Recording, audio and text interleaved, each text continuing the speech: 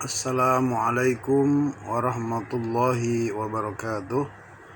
Hamdan wa syukran lillah, salatan wa salaman ala rasulillah, la nabiyya ba'dah. Pertama-tama marilah kita panjatkan puji syukur kehadirat ilahi Rabbi. Salawat beserta salam semoga Allah limpah curahkan kepada baginda Nabi besar Muhammad sallallahu alaihi wasallam. Anak-anakku sekalian, pertemuan kita kali ini masih membahas tentang sholat sunnah. Kemarin sholat sunnah dibagi tiga, di dalam pengerjaannya dibagi tiga. Pertama, dilakukan secara berjamaah, harus dilakukan secara berjamaah seperti sholat Idul Adha, ya, sholat Idul Fitri, sholat istisqa dan lain-lain. Dan ada yang mesti dilakukan secara munfarid, secara sendiri, ya, tidak diberjamaahkan, seperti sholat apa? Tahiyatul masjid, ya, sholat menghormati masjid. Ketika memasuki masjid maka disunahkan untuk melakukan sholat tahiyatul masjid, itu juga dilakukan sendiri, ya. Terus sholat apa lagi? Sholat rawatib, ya. Apa itu sholat rawatib? Sholat yang mengiringi sholat sunnah, yang mengiringi sholat wajib. Sebelumnya dinamakan qobliyah, kalau sesudahnya namanya ba'diyah, ya. Hukumnya ada yang muakkad, ada yang ghair muakkad. Itu sudah dibahas di pertemuan sebelumnya.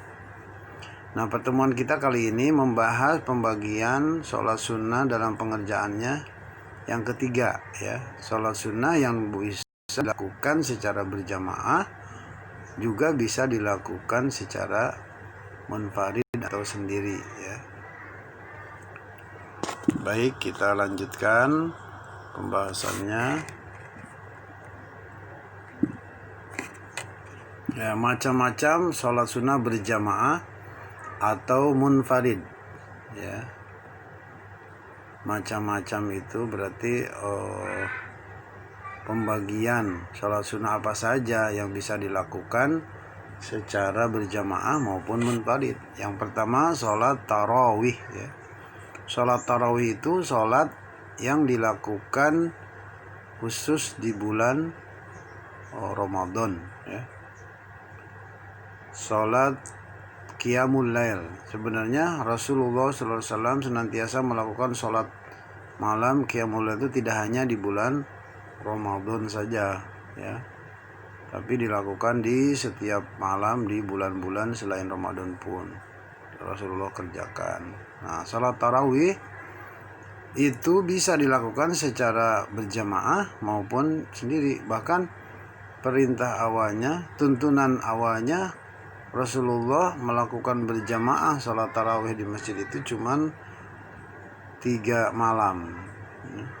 Pas malam berikutnya Rasulullah tidak ke masjid, karena ketika di malam pertama, malam kedua, itu malam ketiga banyak para sahabat mengikuti sholat di belakang Rasulullah, sehingga Rasulullah takut nanti sholat tarawih ini termasuk salah satu kewajiban, diwajibkan. Makanya Rasulullah pulang, tidak pergi ke masjid di malam keempatnya di bulan Ramadan tersebut, karena takut tadi diwajibkan itu oleh Allah Subhanahu wa taala. Nah, sehingga atas dasar itulah sholat sunnah tarawih boleh berjamaah, ada tuntunannya. Malam pertama, malam kedua, malam ketiga Rasulullah lakukan secara berjamaah bersama para sahabat, dan boleh juga dilakukan secara sendiri, karena Rasulullah di malam berikutnya tidak melakukan sholat tarawih itu di masjid, tapi di rumah sendirian, ya. Jadi sholat tarawih bisa dilakukan berjamaah dan bisa juga dilakukan secara munfarid atau sendiri.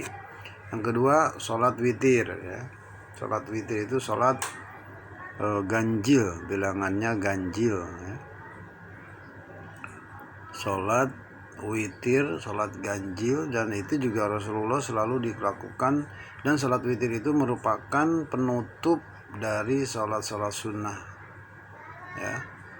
Bahkan Rasulullah setelah sholat isya biasanya melakukan sholat witir ya. Takut nanti pas di malam hari tidak terbangun, sehingga sholat witir dulu sebagai penutup dari sholat-sholat sunnah yang Rasulullah lakukan di malam harinya ya. Witir artinya ganjil, sholat tahajud ya. Sholat tahajud dasarnya di dalam Al-Quran dijelaskan wa minal laili fatahajjad bihi nafilatan lak, melakukan sholat qiyamul lail, sholat malam. Nah itu juga bisa dilakukan secara berjamaah ya, malam-malam. Boleh juga dilakukan secara munfarid sendiri ya, di rumah. Kalau sholat sunnah itu baiknya dilakukan di rumah. Sholat tasbih ya, ayo tarawih ya, nanti setiap bulan Ramadan kita melakukan sholat tarawih, biasanya dilakukan setelah isya ya, dengan harapan supaya seluruh kaum muslimin bisa melakukan. Padahal Rasulullah mencontohkannya tidak di habis isya ya, nanti malam-malam qiyamul lail.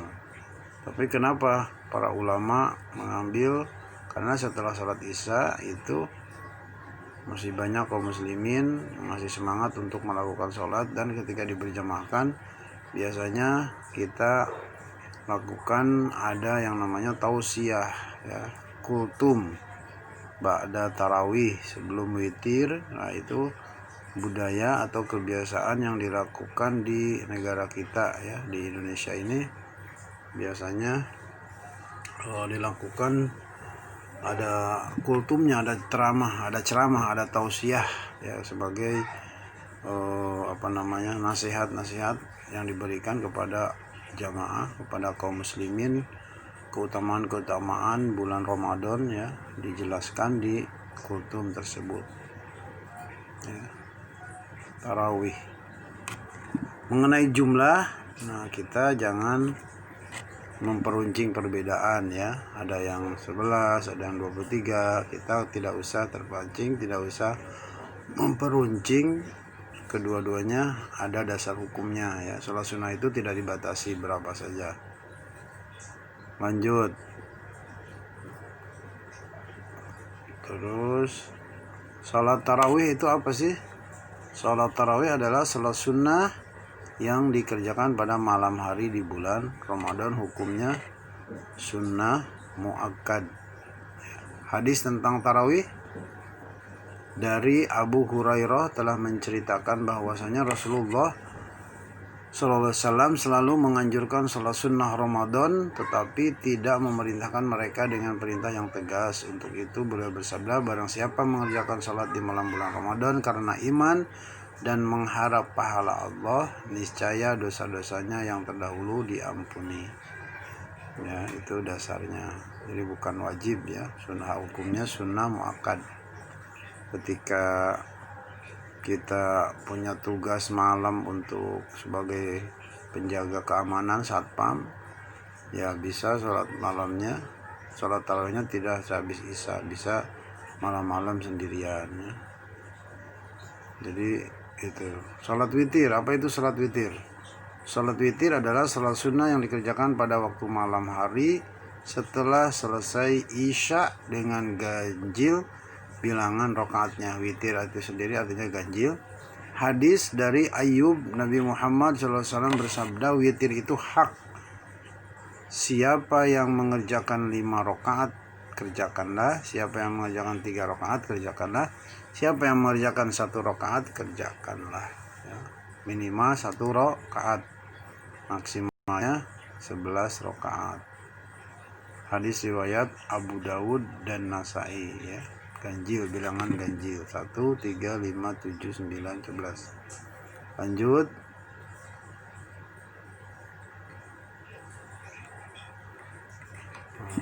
Ini ilustrasi ya, sedang melakukan sholat malam sendirian. Ntar malam sholat tahajud yuk ya. Sekarang kan sudah ada grup ya, grup WA itu bisa di situ dikirimi terhadap saudara-saudara kita ya, tahajud call ya, panggilan untuk tahajud, supaya mengingatkan saudara-saudara kita untuk termotivasi untuk melakukan sholat tahajud ya. Jadi ada medsos itu kita gunakan untuk hal-hal yang baik, untuk mengajak saudara-saudara kita meningkatkan keimanan dan ketakwaan di hadapan Allah Subhanahu wa taala. Tata cara sholat tasbih. Nah, sholat berikutnya yang bisa dilakukan secara berjamaah dan bisa juga dilakukan secara munfarid atau sendiri adalah sholat tasbih. Bagaimana tata cara sholat tasbih? Sholat tasbih dilakukan 4 rakaat. Jika dikerjakan siang maka 4 rakaat dengan sekali salam. Jika malam 4 rakaat dengan 2 salam. Sebagaimana sholat biasa dengan tambahan bacaan tasbih pada saat-saat berikut ya. Setelah pembacaan surat Al-Fatihah dan surat pendek saat berdiri, dilanjutkan dengan tasbih sebanyak 15 kali. Setelah tasbih ruku subhana rabbiyal azim tambah tasbih 10 kali. Setelah i'tidal tasbih lagi 10 kali. Setelah tasbih sujud pertama subhana rabbiyal a'la baca lagi tasbih 10 kali. Setelah duduk di antara 2 sujud tasbih lagi 10 kali. Setelah tasbih sujud kedua 10 kali. Setelah duduk istirahat sebelum berdiri atau sebelum salam tergantung pada rakaat keberapa. Setelah duduk istirahat sebelum berdiri 7 ya. Setelah duduk istirahat sebelum berdiri atau sebelum salam tergantung pada rakaat keberapa, membaca tasbihnya 10 kali. Total 1 rakaat tasbihnya 75 kali. 75 kali 4 rakaat. Jadi berapa kali tasbih?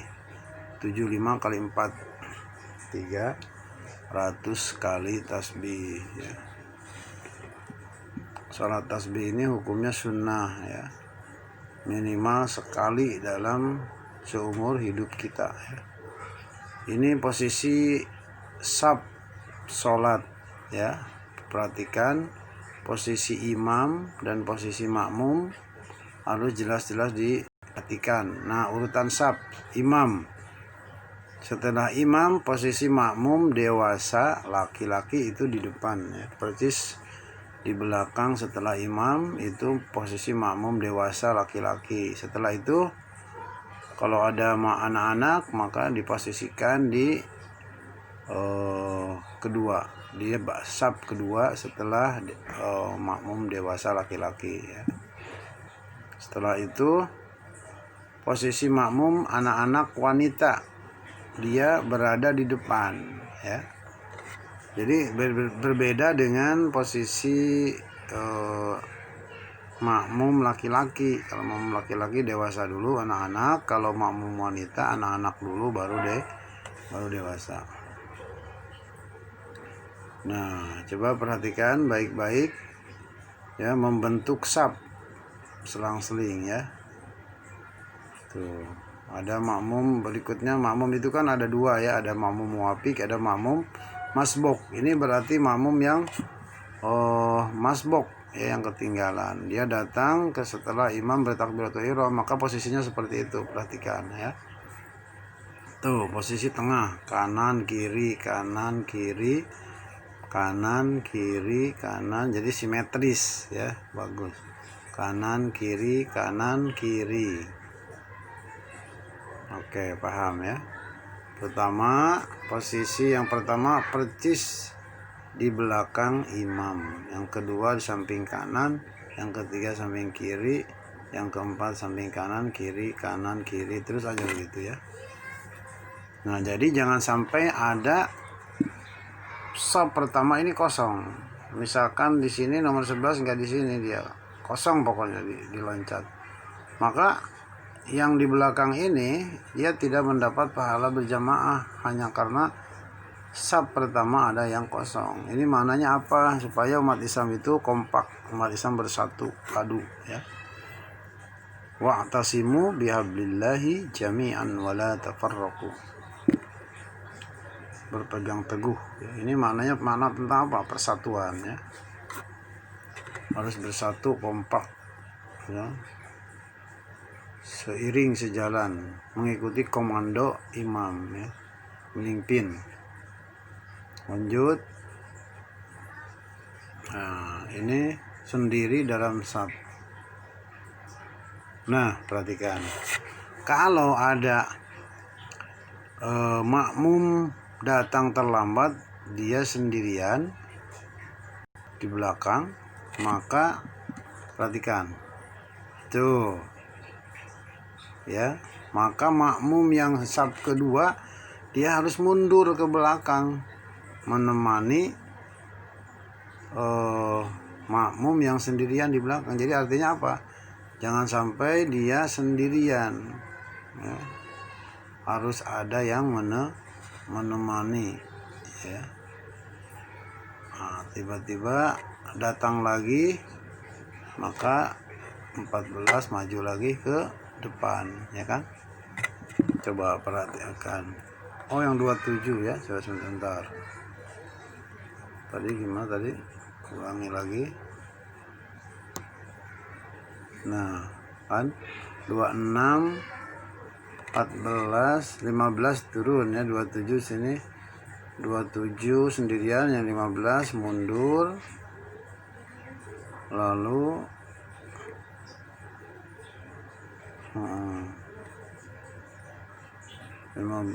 geser ya. Jadi geser ya. Coba perhatikan. 27 15 ini kan, 15 di belakang udah menemani nomor 27. Lalu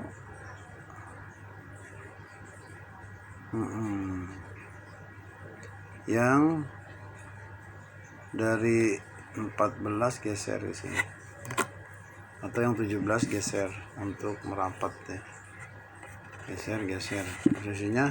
Jadi kalau dari posisi persis di imam ini, yang kanan geser ke kiri, kalau yang ini posisi sebelah kiri, dari kiri ke kanan geser, jadi supaya rapat.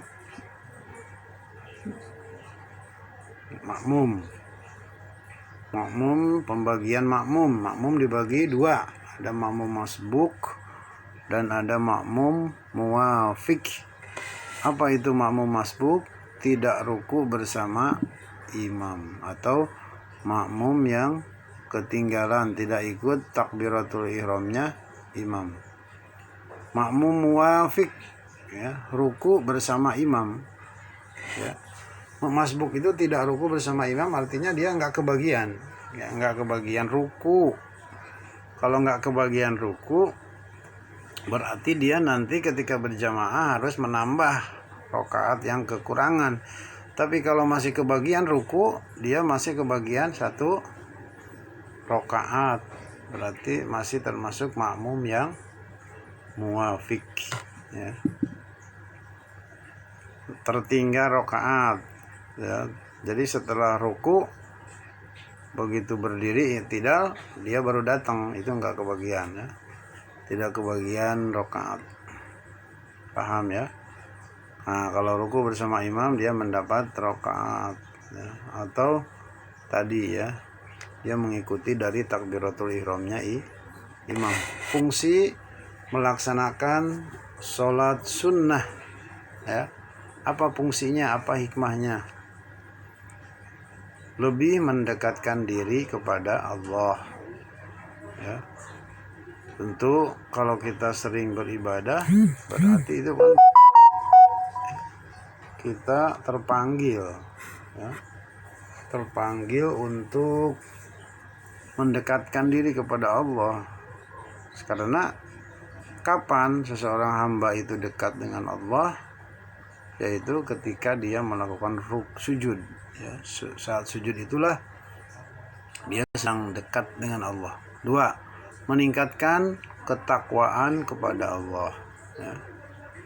Otomatis ketika dia mampu melakukan sholat sunnah, maka ketakwaannya akan meningkat, karena iman itu akan bertambah ketika menjalankan ketaatan. Al-imanu yazidu wa yanqus.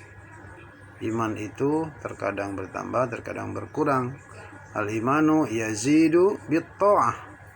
Iman itu bertambah dengan ketaatan kepada Allah. Wa yanqusu bil ma'siyah, dan berkurang iman itu manakala melakukan perbuatan tercela, perbuatan maksiat, naudzubillah. Yang ketiga, sebagai rasa syukur atas semua nikmat yang telah diberikan Allah.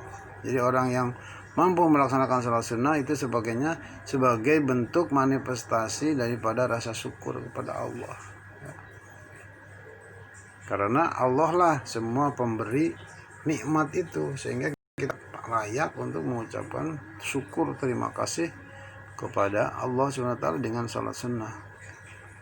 4. Bagi yang mengerjakan dengan khusyuk dan ikhlas, Allah akan memberikan pahala dan permohonan yang kita minta dikabulkan insyaallah. Ya. Ud'uni, kata Allah, astajib lakum, mintalah kamu kepadaku, astajib lakum, niscaya akan aku kabulkan. Kalau kita udah dekat, apapun permintaan pasti diberikan. Kita udah dekat dengan orang tua, udah sejalan, udah seiring, sejalan, sehati, pasti tidak mudah. Pasti dengan mudahnya orang tua akan memberikan apa keinginan yang kita harapkan dari orang tua. Begitupun ketika kita sudah dekat dengan Allah, ya, maka Allah akan memberikan pahala dan permohonan-permohonan yang kita minta akan dikabulkan olehnya. Ya. Makanya dekat. Ud'uni, mintalah kepadaku, astajib lakum, niscaya akan aku kabulkan. Wa idza sa'alaka ibadi anni fa inni qarib.